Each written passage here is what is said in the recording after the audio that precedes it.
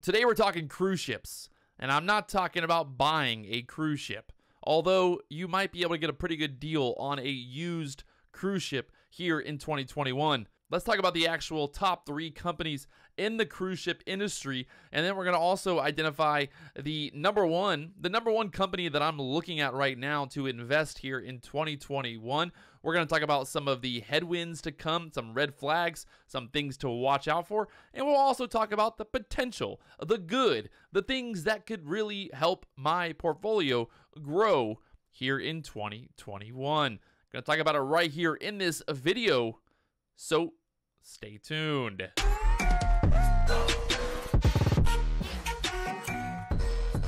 What's going on, guys? Patrick here, and today we're talking about cruise ships. Yeah, baby, we're going for a cruise.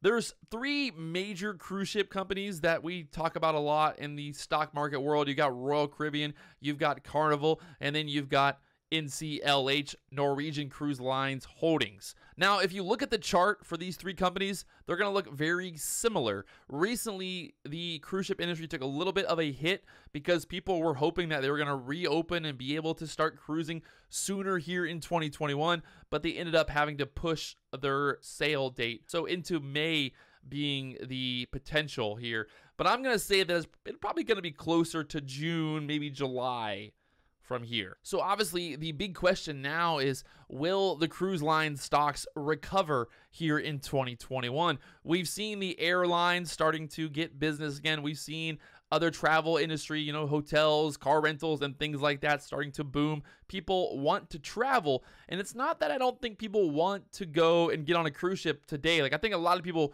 would just go now. I think a lot of people are over the fear of COVID, even though everyone is still wearing a mask. I think a lot of people are just like ready to go out and take a chance and just travel and live their lives. So I think that's something that's really kind of building, and that's also being shown by the future reservations for some of these cruise lines. So let's talk about how they were able to stay alive during 2020 with some of that cash burn, having to sell shares, having to add on more debt to their balance sheets. Carnival Cruise Line's outstanding shares increased by 12%, Norwegian increased by 19%, and Royal Caribbean only increased by 3%. Just because Carnival or Royal Caribbean have different share prices, it really comes down to how large is their market cap, and then let's talk about how many shares are out there. So if they have trillions of shares that they've sold, the stock price can still be very, very low, and their market cap can be very high. But the thing is, as an investor, I like to see that Royal Caribbean only increased their shares outstanding by 3%. So that's letting me see some confidence in the company, saying that they don't need to sell more shares to raise more money to stay in business here. Looking at the balance sheet here, looking at the numbers, you got Norwegian, you got Royal Caribbean, and you got Carnival Cruise Lines.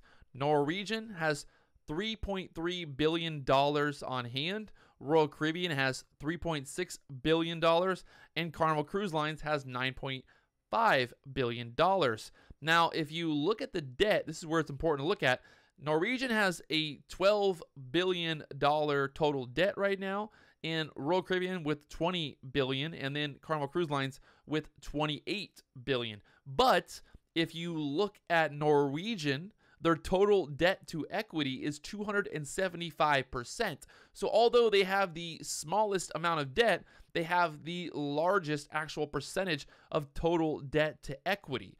Now, that's going to obviously be a huge factor for them going forward because they have to service that debt. And all of their new revenue coming in is really going to have to go towards trying to get back on their feet and service that debt. So I would say Norwegian's probably like the 3rd smallest, Royal Caribbean is the 2nd, and then Carnival Cruise Lines being the top or the largest there in terms of size and magnitude around the world. I feel like Carnival Cruise Lines is everywhere, and Royal Caribbean is also very big, but Norwegian is a smaller cruise line, and they've got a massive amount of debt that they're going to have to service.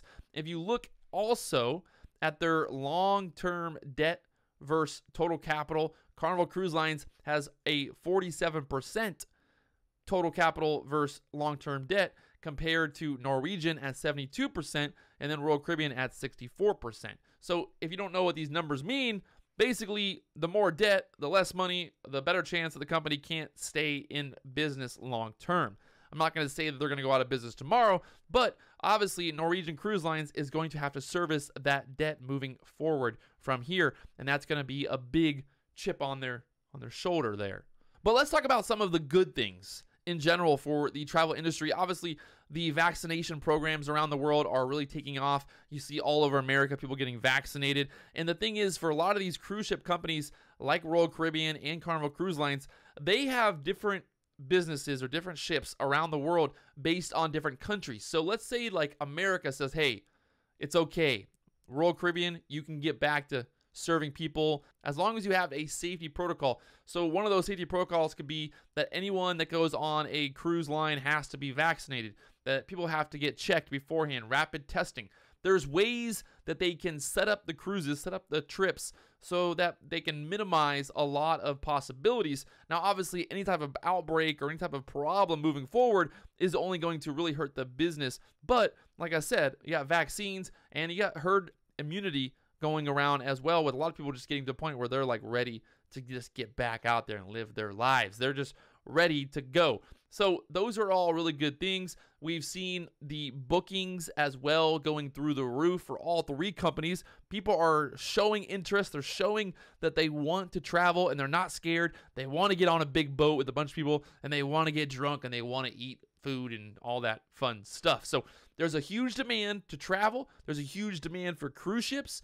And we've got the vaccine program rolling out. I saw recently here in Hawaii that the governor, lieutenant governor, said that in the next 4 months, we might be able to get to a point where we really don't have any restrictions moving forward. So right now, the outlook for the pandemic, for the virus, is really just kind of declining in general. Not so much about the numbers, but really about how people are perceiving it. People are just ready to get back out there. And I feel like people who are really interested in cruising, they're going to be the first people who are like, hey, I don't care. I want to go on the cruise. I don't care if I get COVID. I'll take it. I'll get the vaccine. I'll get the rapid test. I'll do whatever I have to do. And that's what these companies are working on right now, is figuring out a way that they can basically have a cruise and everyone can be safe. So let's talk about the three stocks in general here, just one by one.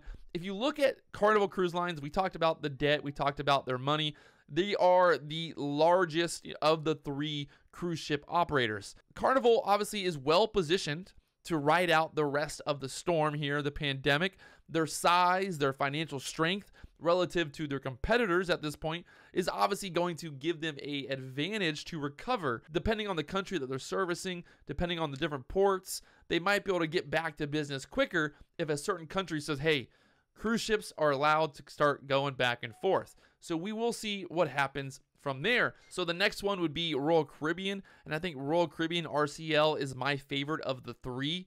Now, if you look at RCL versus CC, if you look at Royal Caribbean versus Carnival versus Norwegian, it's right in the middle in terms of finances and the finances terms and size. It does have a large footprint, but not as large as Carnival, but it's still very popular and a lot of people do like Royal Caribbean. Another thing about Royal Caribbean is they have a very high-end clientele. They've got ultra luxury and then luxury operations and different, very massive, amazing boats. I've been on the Royal Caribbean boats. They always are very top-end, very high-end boats. So you're looking at people who have money being the first people who are able to travel because they are just sitting around and making money from home, working from home.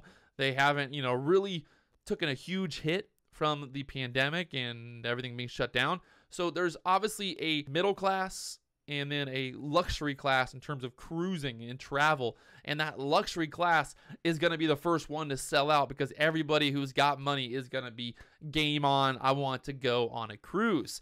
I also like that the company, based on their business strength, and we've also seen less stock dilution as well. So Royal Caribbean really is probably on my top end of the list in terms of investing.